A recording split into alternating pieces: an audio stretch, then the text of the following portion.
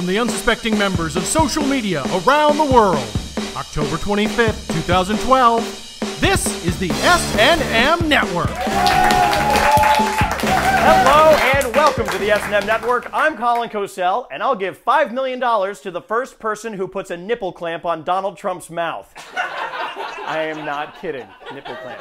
In spite of Lance Armstrong and Adele, this week's news cycle was dominated by the coverage of the final presidential debate. Therefore, we here at the SNM Network thought you deserved a break from it. And then we thought, nah, fuck it, let's do a whole episode about it. So we are. So while the debate was supposed to be about foreign policy, the two candidates kept pushing the conversation back here to the good old US of A. For a summary of the GOP candidates' domestic rhetoric, we turn to Witstream's Laura Fix, who said, I met a poor, and saw a poor crying. I saw a poor eat an apple. It was so sad. I love teachers. That was Mitt Romney in a nutshell. And to Romney's defense, having to interact with the poor can easily be considered foreign policy. Which also goes for his control of lady parts. But also foreign to Mitt was the concept of actually debating, as Twitter's Trevon surmised, Romney, I will do everything Obama has done, but with a more palatable skin tone for middle Americans. I love racism. And come November, those very same people can choose white meat at Thanksgiving dinner. I'm just putting it out there.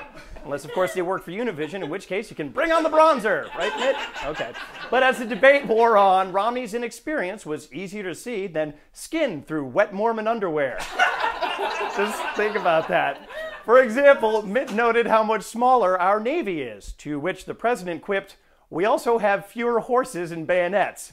Now, while everyone laughed at Romney's expense, Twitter porter Kibblesmith, that's fun to say, Twitter porter Kibblesmith, defended him with, it is entirely plausible that Mitt Romney owns actual bayonets to go with his actual horses. Rich people have weird stuff on their walls.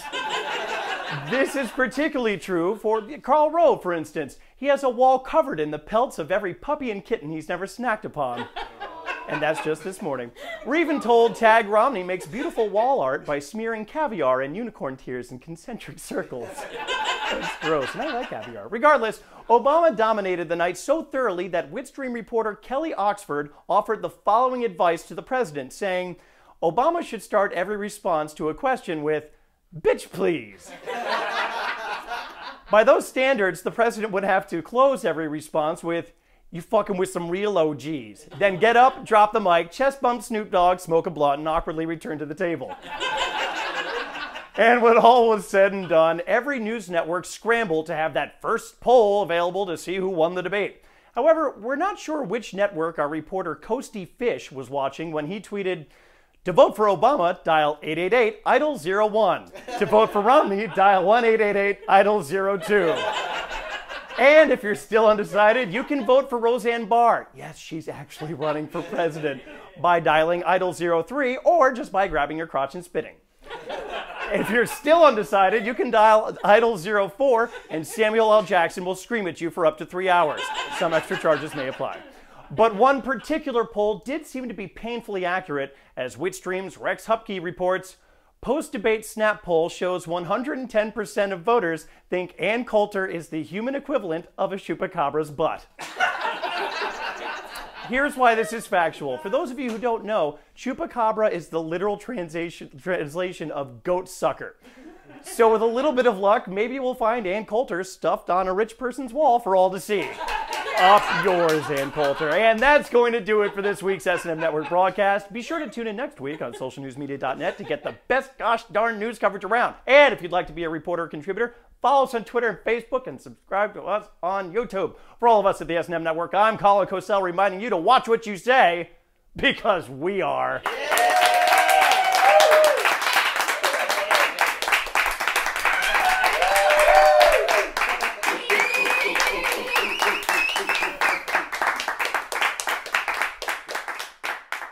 Nipple clamp.